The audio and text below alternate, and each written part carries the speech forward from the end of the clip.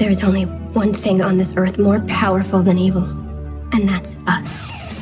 Hi guys, this is Claire Kramer, aka the Great Glorificus, and you are listening to the Buffy Back Issue Bin.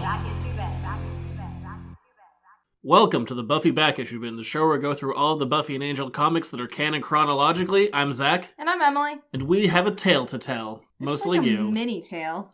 Whatever. We have a new intro. Half of the new intro. Had it for a few weeks now. Yeah. Well, we pre-record, so this is the first time we've been able to talk about it. So, this weekend we were at the Rhode Island Comic-Con, or this past weekend rather, and there was a Buffy star there. Her name is Claire Kramer, as you heard. Sure they know who she is. Well, I just thought I'd let everybody know. She introduces herself and her character in the intro. I know, it's very helpful. So, whenever we go to Comic-Cons and there is a Buffy star there, Zach asked me to go get a soundbite. I don't like to do it because it's funny to watch you get all flustered about it. Given how the last soundbite went, I was more apprehensive for this one. Because I don't know. Everybody's always really nice, but I just get nervous because I don't like to ask people for favors. Well, especially when you're also dealing with, like, what do you do when you're asking for something that other people aren't? It's like, oh, hey, can I get a photo? Hey, can I get an autograph? Hey, would you do a thing that you weren't planning on doing? Is that fine? But Claire Kramer was incredibly kind and incredibly gracious. So I go up there and I ask her at her table if she would mind doing a soundbite for our podcast. And she was like, yeah, of course. Just come back after I'm done with a couple of panels. And I was like, sounds great. So I went back and I talked to her manager, I think, or somebody associated with her publicity people. And they were like, yeah. We need to vet you. Yeah, they were like, can you just send us what your podcast is so that we can check it out? And I was like, oh, sure. Which makes perfect sense. By all means, like, you have no idea who we are. So, yes, it's much better to know what you're getting your name onto as opposed to just like, sure, I will put my name on something. Can we indiscriminately use your person, no questions asked? Right. So I emailed them and they were so kind. They got back to me early the next day while we were still at the Comic-Con. And they were like, of course, Claire's going to be done with some panels around 2:30. Would you mind coming back? And I was like, sure. So I went back at 2:30 and handed her the phone to do the recording on, and she was so kind. You guys heard the soundbite, and she was just so gracious about the whole thing. And she was like, is that okay? And I was like, it sounds perfect. Thank you so much. It's real enthusiastic. I know. She's so incredibly kind. So thank you so much, Claire, if you happen to listen. I was very nervous, and you were very kind, so... And then I went over, like, a few hours later, I'm like, hey, thanks a bunch. Okay, bye. So, thank you so much, Claire. We couldn't be more thrilled that you were so gracious to lend your name and character title to our humble little podcast. If you want to hang out, we'll just randomly compliment you throughout the show. You mean like hang out, like listen to us? Yeah, like that. I don't think No, don't hang out with us. We're in a basement. It's fine. I mean, I guess you could. If you want to come up to Maine. Ugh. Anyway. Or don't. Why are you so upset about Maine today? I don't know, because it's cold. It started to get cold. It started to get cold. I'm kind of bitter about it. Oh well. It's Maine. It's November. What can we do? Alright. Story aside, far less eventful than last time. But it was so lovely. She's so incredibly charming. If you ever happen to be, dear listener, if you ever happen to be in a place with Claire Kramer, please go up to her and thank her for us because she was so lovely. I think it would have been funner, like, if her manager checked us out and was like, absolutely not. I know. I do not want... I mean, I'm not really sure. It was long enough that they totally could have listened to a couple of our episodes. I don't like what you're about. Absolutely not. That would have been funnier. But hey, instead we actually got a really nice sound clip. Yes, and she was so lovely. So thank you, Claire. Thank you, Claire's management people. All right, let's do this. Now that we've talked about Buffy for a while, let's talk about Angel. All right. Well, just, it's how it fell. Angel and Faith. We're going to treat this the same way we did last time. Angel and Faith are having two concurrent stories going on, but for the sake of an audio narrative flow, we're going to do one story and then the other. An audio narrative flow. Sounds great. I don't know. What else you want to call it? I don't know. I liked it. Sweet words for your listening. You went weird on me. Yeah. You usually do. This arc, Lost and Found, written by Victor Gershler, with art by Will Conrad, the same creative team who started off the season, so let's dive into it. We find Angel in a familiar location, in an alley, fighting a big old demon that kind of looks like the Abomination from Marvel. I've never seen that before. I mean, Angel fighting in an alley. I actually legitimately have no idea what the Abomination is, yeah, but that's confused. fine. He's usually in an alley. But this guy is kind of like a weird fish face Look, he character. looks like the Abomination. Just look that up, you'll be fine. Okay, I'm gonna trust you on that one. And continuing the motif of this season, Angel is punched in the face repeatedly and is beaten up. Right. It's going to happen a lot this season, so get used to that. But again, with the theme of the season, Angel is rescued by somebody else with glowy blue rocks, because evidently this somebody else can throw things with glowy blueness. Yeah. And who does it turn out to be but Amy. not as a rat, just so we're clear. Yeah, she's just there. She's magicking things up. And Angel's like, why? I really can't escape this Twilight thing, can I? What do you want? And she's like, I need a favor from you. Which, not good. Like, Amy's not the kind of person you want a favor from. Angel turns her down and goes to a bar, just for the hell of it, to get a drink. Because he's Angel. Sees his new buddy, Brant. They just kind of catch up, and then Angel turns around and sees Amy at the end of the bar. Yeah, I guess he didn't really get that far away from her. She probably just briskly walked behind him. I know. And he's like, I can't see you. Yeah. Because he's not been there long when she appears. My sister, I should have known you'd be more persistent. Yeah, it's been 5 minutes. She just followed you to a bar. It's not that persistent. It's like passively persistent. Yeah, I mean, yes. So Amy's like, well, now that I have you at a bar, perhaps you will listen to my proposition. Angel's like, fine, whatever. What is this? I hear you brought Giles back from the dead. Well, I also have someone I want brought back from the dead. And who does she want brought back from the dead? But Skinless Warren. He's just in a jar now. Okay, also, did you notice that she's drinking wine in this panel, and Skinless Warren is in a jar that is the same color as the wine? I don't think she's drinking Warren. I hope not, but isn't that weird? Angel asks, is that Warren? And the jar is helpfully labeled Warren, so if you needed to know who it was. Yeah. Whose, liquefied insides these are. It's not that big of a container, honestly. You wouldn't think that a Warren would fit inside of it. I guess he does. I don't know. I mean, we've identified that you could resurrect someone from a vial. She probably just scooped up what she could. Yeah, that's true. She didn't need very much of him. I was going to say, where are his bones? But you're right. You are exactly right. Probably left them behind. Yeah, they wouldn't fit in the jar. Or she ground them up to make her bread. That's so gross. I guess she's also not a giant. No. That was Dawn. Yes, she fed it to Dawn. Gross. And this is apparently a very faith-heavy issue because that's Angel's story for issue 1. Amy asks for a favor. And it's Warren and he gets punched in the face. And Angel's like, no. And going to Faith's side of the story, we find Faith in South America at a covert U.S. military installation. In the jungle. Because Faith is going after Riley with Kennedy's group of Slayers. But Kennedy is not there. The group of Slayers is being led by a different Slayer named Tonya? Tonya. Let's just call her Tanya. Okay. So the group of Slayers is being led by a woman named Tanya. Tanya. Well, it's spelled Tonia. So I'm going to go with Tanya, but... It could be Tonia. It could be like Antonia. Oh, that wasn't being real. Oh. Who cares? Her name's Tanya. Okay, so anyway, she is the one in charge of this little group, and we find out very quickly that Faith is actually second in charge per Kennedy's orders, which Tanya doesn't really agree with, but can't really argue with Kennedy, so... Well, she's paying the bills. So she asked Faith the obvious question, hey, why did you quit Deep Scan just to rejoin it when you found out about this mission? I'm tough as nails, and it better not be for personal reasons. And Faith's like, it's for personal reasons. Everything I do is for personal reasons. Shucks. You should use that more in your daily vocabulary. Shucks? Yes. That's not my usual. I know. It's more charming. Less impact. But more charm. Yeah. Charm has impact. I'm charming as fuck. You're what? You heard me. Anyway. Charming as shucks. Better. Or fudge. Boo. Charming as fudge. That's perfect. Fudge is charming. But Faith goes to the debriefing where she learns what this mission was all about originally.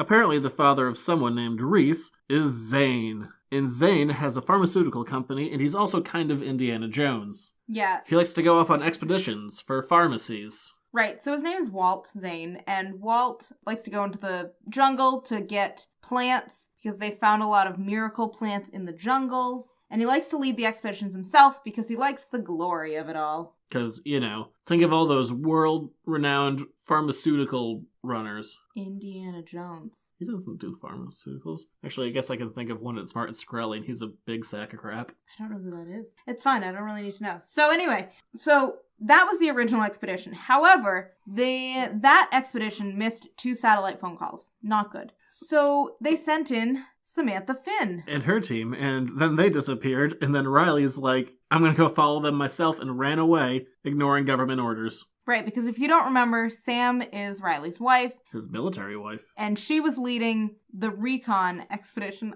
So when Sam disappeared, Riley ran into the forest. So now everybody's like, great. So this we is need literally all the people back. Yeah, this is now a third team of people going in. Fourth, if you got Riley. It's the third recon mission. Yeah. Yeah. But Faith is approached by another Slayer, who we saw before in her first arc at Deepskin. She's like, hey, why don't you tell me the story about Riley? And Faith goes, well, for those who don't remember season 4, I switched bodies with Buffy, and then I had sex with Riley. Yeah, and everybody's like, that's not great. So... Informed consent it was not. True. So everybody's like, yeah, that was pretty terrible of you, Faith. So Faith basically wants to go to save Riley, to... make amends. Redeem herself in her own eyes. So off our merry band of followers goes into the forest, jungle, whatever you want to call it, and they are immediately set upon by people. Native vampires. Yeah, I guess they're not people then, are they? They're vampires at this point. Yes, what would they get shot in the chest a bunch and they don't die. And they kill tough as nails Tanya. Oh, Tonia, we knew you so well. Right. Maybe that's why I didn't really bother to figure out her name. Yeah, because she's dead. Yeah, she dies very quickly. So who's next in command but Faith? And they switch up the tactic from shoot them in the chest to blow their brains out, because that works on vampires. Also, these are the new daylight vampires, just to make life more complicated. Yeah, which I always think that makes sense. If you blow their brains out, yeah, I think that would count as decapitation. I think it works in The Walking Dead. Those are zombies. Yeah, but whatever. These are vampires. They're not even zompires anymore. No, they're super vampires. Hey, Claire was really nice. Claire was really nice. Thanks, Claire.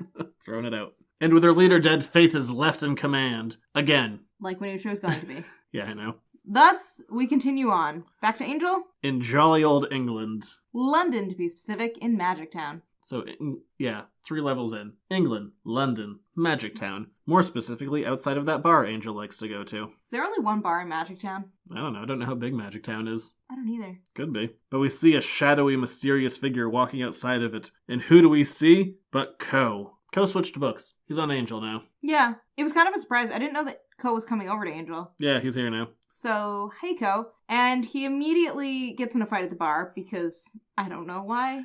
He took someone's seat. They're like, hey, this is my regular seat. So Ko punches his teeth out. It's a very graphic image of some teeth punching. Yeah. And everybody's like, it's fine. It's your seat now, Ko. It's cool. And Angel just looks at him and then looks away and he's like, there's some commotion at the bar. I wonder if our paths will cross later. Doubt it. Pretty sure it won't. Be funny if they didn't. It would be way funnier if it didn't. Ko just walked through the background.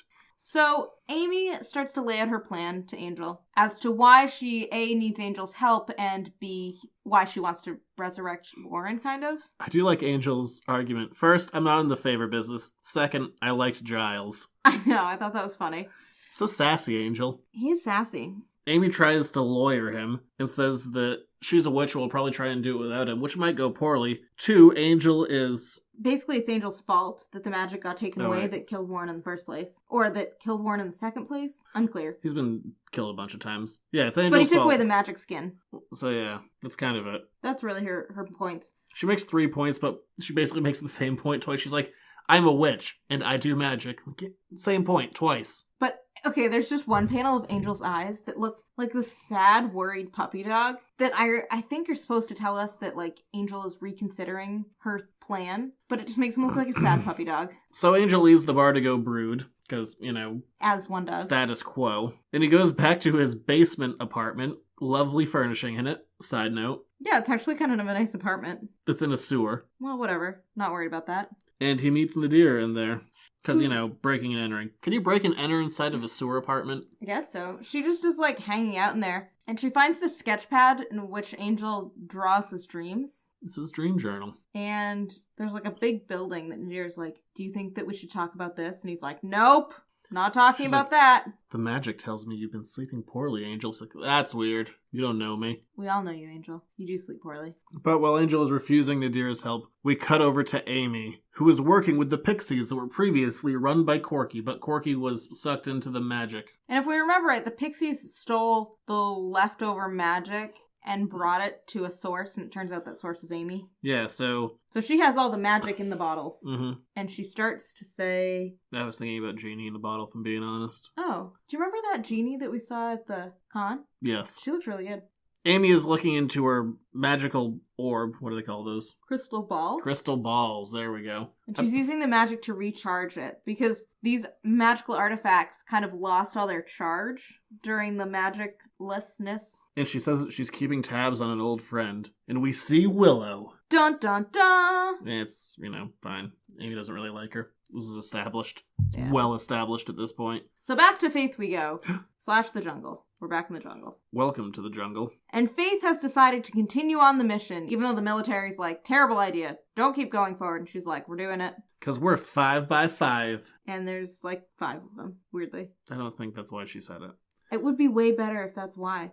So they come across the original camp that Walt Zane had set up. And we see that there's just a bunch of dead bodies. Yeah, vampires have gotten there first, and it's also night out, so that's helpful for nobody. And Faith talks to the military guy. She's like, hey, let's create a perimeter and all these booby traps so we can catch any potentially attacking vampires. And he's like, sounds like you've done this before. And she's like, yeah, no kidding. That's literally my job. Yeah, she came up with a great military strategy of create a perimeter. Yeah, and Faith's idea is that there's not enough people to watch the full perimeter, so instead you leave an opening so that all of the vampires will go through the opening instead of trying to come in every which way. Also makes sense. Also pretty basic. Yeah, bottleneck them. Yeah. And while Faith is having a heart-to-heart with one of the other Slayers talking about her naughty times with Riley, in a lovely panel of art that certainly won't be digitally copied and pasted later, it is. I was going to say, I believe you on the first time. A perimeter flare goes off. And everyone immediately grabs their weapons. Stakes, guns, a massive flamethrower. Yeah, it's pretty great. And so we get some awesome onomatopoeia while they're fighting. You get thump, you get paffed, you get blam. Whoosh. I like thumped. That's my favorite one. That's like a stake throwing cannon that they rigged up. It's pretty cool, actually. This is a pretty great action scene. It really is. It all works, especially it's the middle of the night and there's a flamethrower, so you get like these big orange and yellows against this black background while just a horde of vampires is being killed. Heads are exploding. Oh, by the way, the dusting effect is green now. I know. Which, probably looks more dynamic on a page than kind of like the gray it was on TV. Also makes more sense, but it feels like they're being magicked away in a weird way. Yeah. So we just keep fighting. There's some fwish and some kaboom. Yeah, it looks like everything is going downhill. Someone has a rocket launcher, and I feel like that should have done more. Right. But everything's going downhill until a sniper starts taking them all out. One by one. Who could it be? Shots to the head. But Sam. It's Sam. And Faith even says that. She's, Sam? I've never met you, but... It's gotta be you. You're a girl with a gun, so... Assuming. Makes sense. And it is Sam. She was like, yeah, sorry, I... Didn't think anyone was going to be dumb enough to come back to this camp, but let's go save my husband. Pretty much. Also, your dad, I guess. Who cares about him? I know. Well, it's pretty clear that we only care about Riley. We do only care about Riley. But back to Angel we go. We see that Angel is having a nightmare. And in that nightmare, he's part of some revolution where he's killing women and cops. But then his dream turns into a regular day cop, and he's killing him as regular day Angel. And then he wakes up with so many abs. And then... Is that what you noticed? Oh, yeah. That he woke up with all the abs? Yeah. And then he goes and pounds some Dark Horse whiskey. I didn't even notice that. Yeah. That's funny. So 'Cause, good for Angel. Dark Horse. I got the thing. I like your plan, Angel. I also like your comfy pajama pants. I know, he looks very cozy. Now, how many times did you see Angel in an elastic waist? I don't know, but I highly support it and would wear them all the time. Not often. So Angel gets up, now drunk on whiskey, and goes to see Alistair. He put on real pants this time, though. Yeah. I don't know why. It's the middle of the night. Because you don't just go to someone's house in sweatpants. I would. And Angel's like, hey, remember you had all those magical artifacts? Do you have something that could maybe neutralize a bunch of magic? Like, let's say there's a evil witch who's trying to come after you. And Alistair's like, I don't, but I have a friend with a creature that might help us. Yeah, and this is kind of weird. Like, it almost looks like there's going to be some kind of exchange here between Angel and this individual. Najakot? Yeah, like, what could that be? We never see that scene. So, imagine it in your Cool. brain. Angel goes to a zoo to get a creature that eats magic. We never find out what actually happens there. What zoo has magic creatures? It doesn't really matter. We don't see it. One's in England, apparently. But before or after he goes to the zoo, unclear. Because we never see that. I like the idea of Angel just going to a zoo, though. So Angel's day at the zoo goes well. And he goes back to the same old bar. I like that demon's What's tail his has to go out from the back of the chair because it doesn't fit. That makes me smile. Oh, both of them do. Yeah. He goes to talk to the bartender. I forget his name. We'll come across it. We will. It's the bartender. But he looks like kind of a monkey bartender. He does. And basically Angel goes, hey, if I was going to get some stuff for spells, where would I go? He goes, oh, you should go to the pharmacist. Makes sense. Apparently, there's only one version of every profession in this town. Like, you should go to the glassblower. You should go to the pharmacist. Also, weirdly, the pharmacy is in French. Pharmacie du Centre. But, like, weird because it's in the middle of Magic Town. In London. Yeah. And Angel goes to the pharmacist. He's like, the infamous Angel. I'm not doing anything wrong. Leave me alone. Don't worry about it. Bye. Yeah, pretty I'm much. not concerned about you at all. And so Angel's like, have you had any new customers? Like a lady who's looking for things? And he's like, don't know what you're talking about. Leave now. I have a private clientele and I don't ask for names or purpose. Okay, which is fair. If you were a pharmacist like that, I probably wouldn't either. Yeah, but this can't be like a legal pharmacy now. Like, now he's just selling like magical drugs. Yeah. In concoctions. Yeah, not great. I feel like he would lose his license over this. His magic license? His pharmacy license? His magical pharmacy license? What would you tax magic under? Magic. I think it would get its own tax bracket. Would it be like... Sales tax? Yeah, just goods and services, or it would go under... Probably goods and services. Or sales and use, or like food. I don't know. I don't think food? Anyway. I don't know. But the magic tax. One of the pixies is there to pick up Amy's supply of magic, but he knew Angel would be there all along and make sure that he's trailed by a certain vampire with a soul. Yes, and the little pixie that shows up, he's very excited that the pharmacist doesn't say anything bad that led Angel to Amy. Except Angel just follows anyway. I feel like this issue is kind of padded out to make it so Angel had something to do. Like, first you need to go to Alistair, and then you need to go to the bar, and then you need to go to the pharmacist. But why did they cut out the zoo? The most fun I know. option. And then they were like, you don't get to go to the zoo, right? And then to go back to Amy. This just feels like too many levels to just get to Amy. Well, we finally get back to Amy, is the short answer. Yeah. And Amy's like, oh, you found my secret lair that I definitely didn't lead you to. How did you find your way here? And I love, this is such an Angel monologue. I love it. Because when you first came to me with your request, I thought you were out of your mind. And the answer was obvious. No. And then I got to thinking, maybe you're right. Angel does what he wants, right? But if someone else wants to do the same thing, he slams the door. Probably doesn't seem fair. So I thought about it, and I decided I can live with that. That's such an Angel monologue. It was such an Angel monologue. I love it. But the funniest part is that Amy was actually taken in by it for a second. Like, you see her wide blue eyes, like, yay, I'm so excited for this. And then just her face falls, and she opens up her eyes again, and they're black, like Bad Willow. Bad Willow. Renamed. Bad Amy. Bamey. And she attacks Angel with big, mystical, glowing fists. That are purple this time. Yeah. And she, for about the millionth time for Angel, crucifies him. Well, she, pulls his arms out. He's in a very crucifixion state. Yeah, it's never happened to him before. It's happened a bunch of times. So many times. I think that's the end of Angel for this issue. It is. I was right. So I guess we'll never find out what happened to Crucified Angel. He's just going to live there forever. Yeah, until next time. Meanwhile, in the less padded out story... We're still hanging out in the jungle, but now Sam is there too. Sam starts giving the orders, which is probably a good thing, because what does Faith know about leading an army? I mean, the first time she did it, they all got blowed up. Right, so probably not the best call. I was trying to think if there was another example of Faith leading an army. I guess not. Not really. I mean, she helped all those Slayers. Whatever, we're moving on. And Sam's like, oh, do you know Riley? And Faith's like, a little. Kind of. Our paths have crossed maybe once or twice. She's like, oh, what's your name? Faith. She's like, oh, there was this other Slayer, Faith. Oh. Okay. Oh, it's definitely the same one. Because how many people are named Faith that are Slayers? I don't know, probably more than that. I know somebody named Faith. Do you? Yeah. I don't, but hey. Faith is like, look, I'm really sorry. Don't think I'd do it now. Really feel bad about it. And Sam was like, you don't have to apologize to me. Happened before I even met Riley. And it's not my absolution of guilt that you need. Yeah. Riley admitted everything to Sam. She's like, yeah, he's kind of a clean slate kind of guy, just dumped out all of his baggage. And considering they, had a few months of Riley moping, got married almost immediately. I know. It's crazy. It must have been quick baggage dumping. Yeah. It was like, hi, I'm Riley. I used to date a Slayer, and then another Slayer switched bodies. We had sex, and I had this whole thing where a bunch of vampires sucked on me, and this one time I was really strong because of all these drugs. And then I blew up my best friend in an underground secret government base. But that's me. What about you? I'm Sam. I like to shoot things. Pretty much. Good for Sam. Yeah, I feel like Sam took in a lot there. Yes, poor thing. And she goes, you know what, don't worry about it. I'm not the one that can forgive you because I didn't even know the guy back then. Yeah, she's like, I don't have anything against you. Like, whatever. Weird choices you made, but whatever. And they find the village where all the vampires are and they create another perimeter. Because that's all we do. Yeah, great perimeters. And they see who's down the village. And they look down and they see Riley and a couple of other guys tied up. And Sam freaks out. She's like, we have to get him now. When I left a day ago, there were 7 of them. The vampires are killing them and feeding. If we don't go right now, my husband will die. Dun dun dun. But something I really like here in the art is we see Sam does this and she gets really glassy-eyed. I don't know anybody who gets glassy-eyed. No one at all. Nope. But it's an emotional moment. I like it.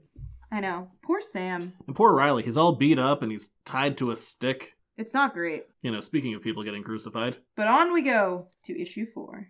And Angel is still crucified by the big purple hands. But Amy just throws him down. For some reason. Could have killed him. Would have been fine. Yeah. But, you know, the plot demands that Angel live, so she lets him out of this easy death trap. Yes. And Angel decides to bum rush her, and Amy freezes him in place with her frost breath. I know. It's very, like... Superman-esque. And she... Or Supergirl. And then she gets a frost sword, and she's like, I'm gonna decapitate you with this icicle. Which would be actually pretty hilarious. Yep. So instead, Angel breaks out of his ice prison, trips up Amy, grabs Warren's jar of guts, and runs away. Just jumps out a window. He's like, can't resurrect what you don't have! Ha-ha! Yeah. He's like, I got Warren! And he's like, I should have kept him in more than one jar! I know. Also, like, why would you just keep Warren's guts, like, hanging around on a table? That's so gross. So Angel, after his encounter of guts and running away, returns to the same bar. Stop going there. She's gonna find you. Pick a new bar and hangs out with Brant again, just for good measure. He's like, hey, I could use some police backup here. Some things are about to go down. I have a jar of guts. There's a witch. I might have gone to a zoo. We don't even know yet. Brant's like, whatever. I like how Brant's like, I'm gonna go get my police force together, and then takes a huge, like, swig of beer. He's like, hang on, I like to be a little tipsy before I get my gun out. Really loosens me up. Oh, Brant. And Angel returns to the pharmacist, where he grabs one of the fairies, pixies, whatever they're called. Pixies. And his name is Perry the Pixie. That's charming. And he's like, hey, go get your lady and tell her to meet me at this warehouse. And the pixie goes back to Amy, and he's like, so definitely a trap. And Amy's like, yes. I also have a trap. They're all traps. And I didn't even do a Star Wars line. Oh, did you have one? That's a trap! Oh, that impression is so identifiable as a Star Wars actually line. Don't think that's bad. I don't think that's a terrible Admiral Akbar. I hope the cat's purring is not picking up on Mike. Who the hell knows? He's so excited to be here. Angel goes to this warehouse where he gets one table in the middle of the room to put Warren's guts on. It's also Corky's warehouse. Very dramatic. I also think that's like a giant spool. Oh yeah, he just could have turned it on its side. It doesn't really matter. He's in Corky's warehouse. It's pretty empty. He's trying to be dramatic. Except for a table, a side table that he created. And Amy's like, you know, I just kicked your ass. I'm gonna kick it again. He's like, oh yeah, well I brought backup. And some cops show up. She's like, really? And he's like, no, they're just here to make sure this doesn't make it outside the warehouse. Which, okay, if the fighting was going that aggressively, what are the cops gonna do? But anyway. Yeah. It turns out Angel brought a giant spider that he can control with a few key phrases, and the spider attacks Amy to suck out the magic. So Amy just fills him up with so much magic that his little body explodes. Which is kind of sad, but kind of gross. Yeah, what a wasted trip to the zoo. I know! And Angel just goes, uh-oh. Yeah. And the spider explodes with a foom. A big magical foom.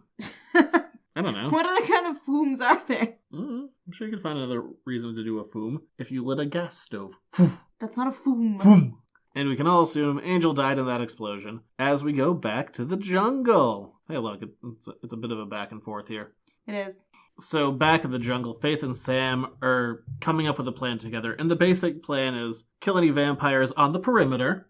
And then Faith goes in and cuts everyone down. And Sam snipes from above because she's good at sniping and Faith is good at stabbing. And lots of credit to Sam here because her husband is tied up to a stake right now. And she's trusting his life basically to Faith, whom she doesn't know. She's only heard not great things about. And Sam, has to stay back to be the sniper cover for everybody. Yeah, she's like, so you want to put the hands of my husband in his kind of rapist? Yes. Yeah, that sounds like a great plan. To save his life.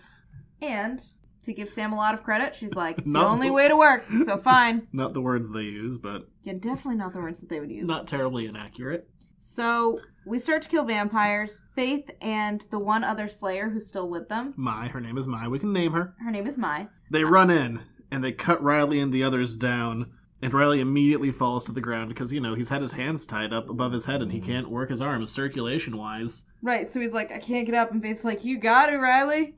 And Mai yells, she goes, Faith, we got problems. And it's probably my favorite panel in the book. Like, Riley, who has, one eye closed from just being swollen shut, cut, bloodied, bruised, just looks up and gives Faith the biggest stink eye possible. I love Riley's stink eye. It is pretty great, and he stands up with that, too. He's like, okay, I've had enough. I have had such a day. And now you're here too, Faith. This is fantastic. So they've cut down all 3 prisoners at this point, except all of a sudden the vampires are here again. So bad perimeter, guys. But there's only 4 of them left, so 4 non-vampires plus the 3 prisoners, so 7 math. And Sam starts sniping them off one at a time, and Riley's like, Faith, as in the Faith? We've only met when you were wearing Buffy's face. Now, something that I think is interesting here, that I wish we had actually kind of seen, so I remember when this first came out, I'm like, they were both at that battle in Tibet. Yeah, they were. But I've gone through the art, combed through it. You were thorough? Yeah. They never interact. They're never even close to each other. And I mean, it's kind of retroactive now, but I think, let's just say that Faith was avoiding him, really hardcore.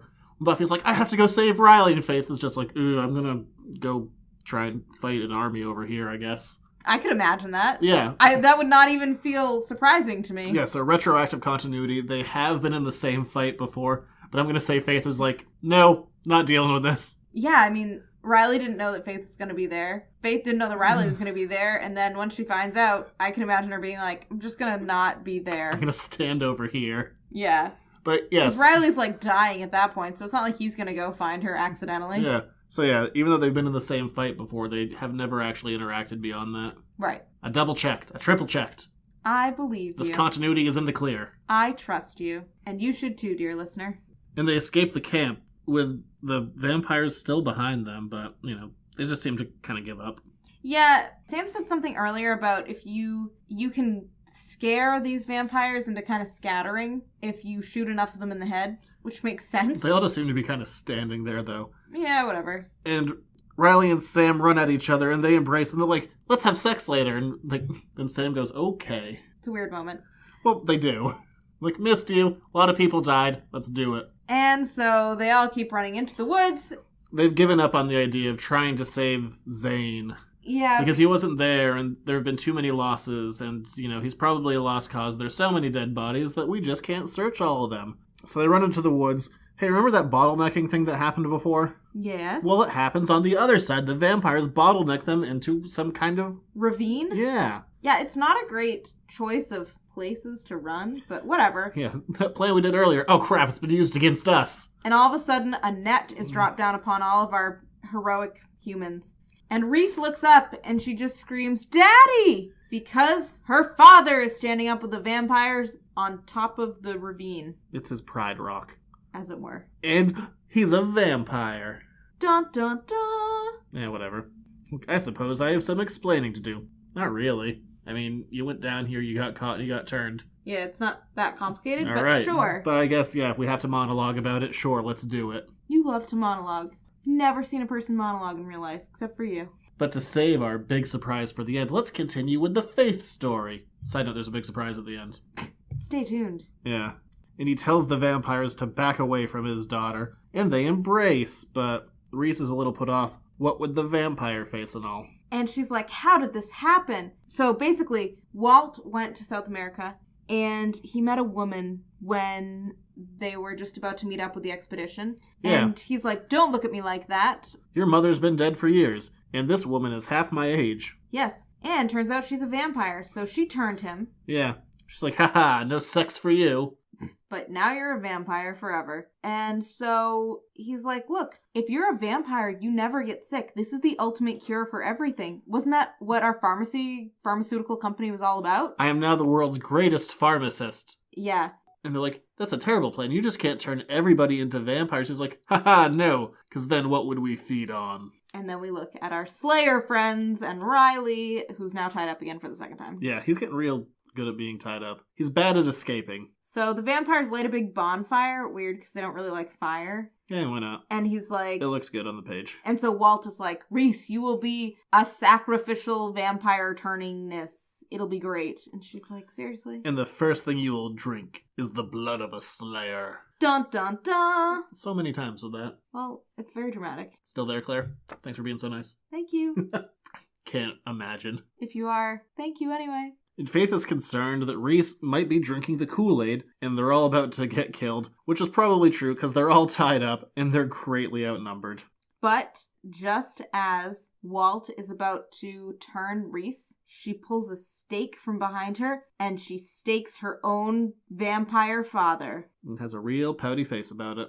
But then I guess this was the plan all along, because they all break out of their bonds and start attacking. I'm not sure how they cut their bonds, but good for them. They figured it out. They're strong. I guess so. They're Slayer strong, except for Riley, who gets cut out. Yeah. Which I like. And they run away, and they're picked up by a helicopter, so things are fine, I guess. They run away from all the vampires. They actually do get to the choppa. To the what?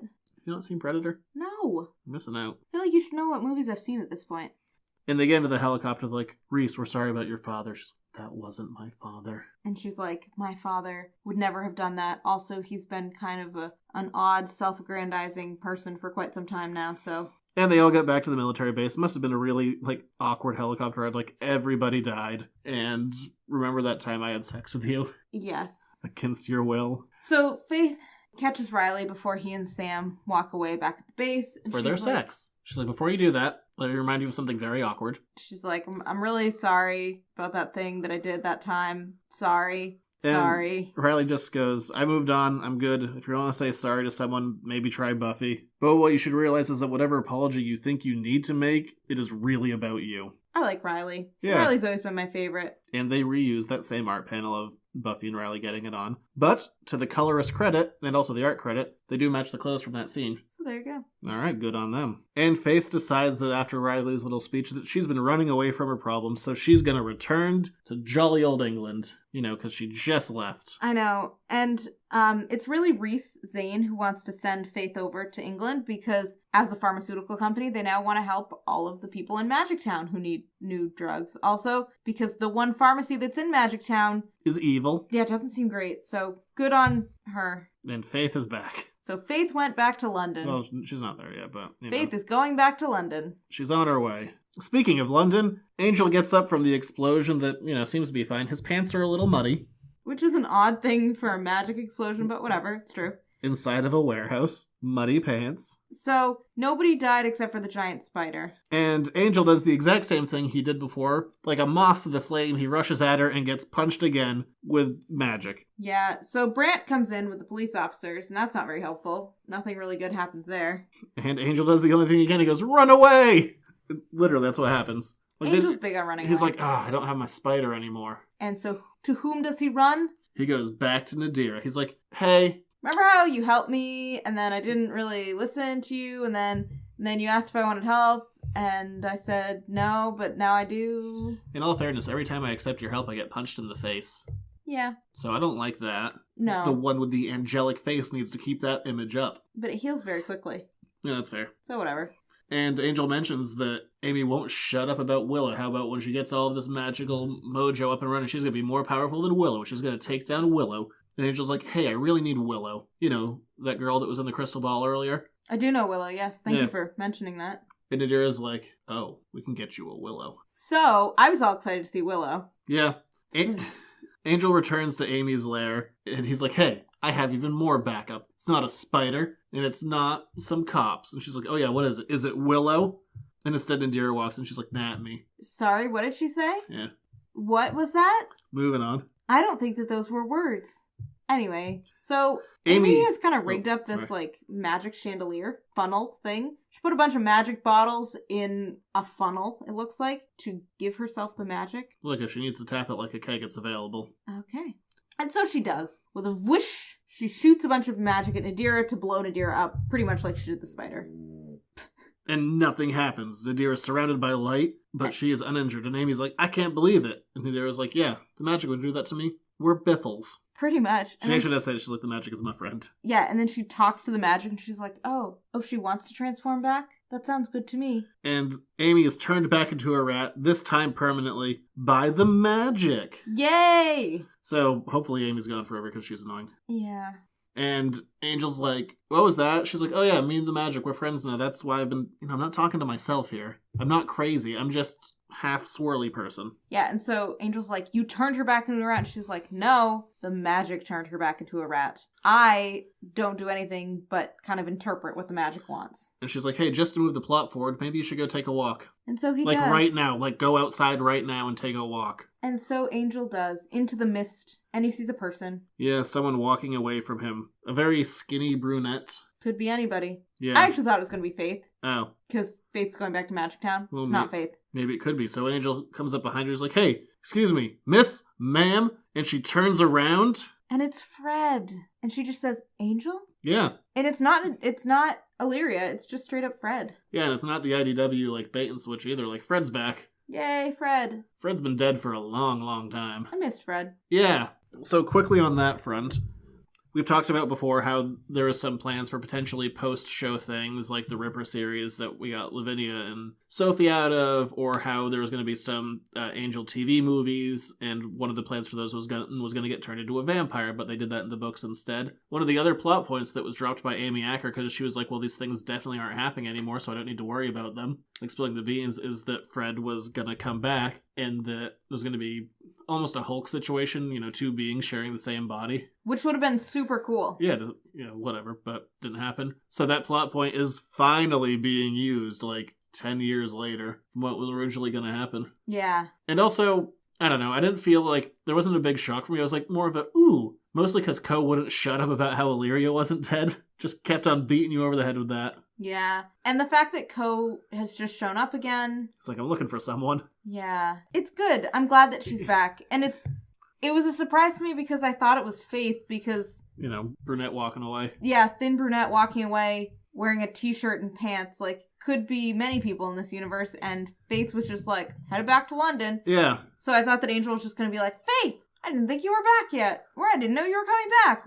And this gets me a step closer to what I want of having Angel's actual ensemble around him. Right. And with this new fun combo, we get a twofer. So life is good. Yeah. This arc moves quickly. It's very action heavy, but the art is gorgeous, so... I know, I really quite enjoyed it. My one... This isn't even a criticism. My one, questioning point... They spent all of last arc getting Faith away from London, and I felt like it was going to lead up to something, and now she's back. And not that it's a bad thing.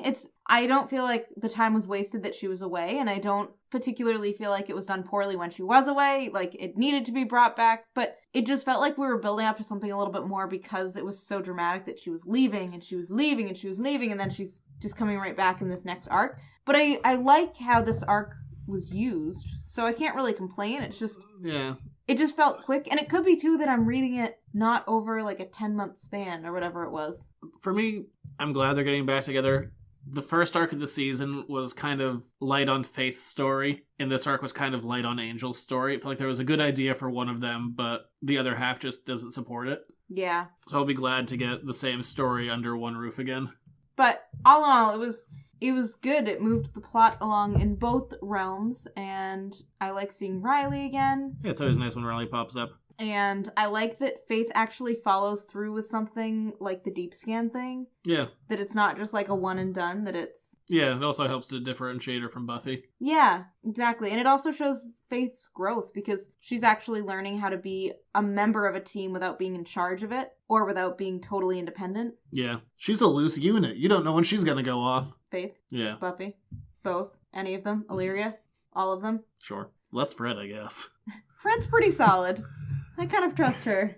That'll do it for this week. You can find us over on editorsnotecomics.com, Facebook, Instagram, Twitter. Thanks, Claire. Yay, thank you. If you want to get the show a week early, patreon.com/editorsnotecomics. $1 a month will get you us every week early, 7 days prior to main release. So there you go. Smooth. Send us an email if you want to say hi. editorsnotecomics@gmail.com. But we're back next week to talk about Buffy. Sounds like a plan. We'll talk to you then. I don't remember what's going to happen. Something happens. No. Yeah, I know. Vague. See you Bye. then.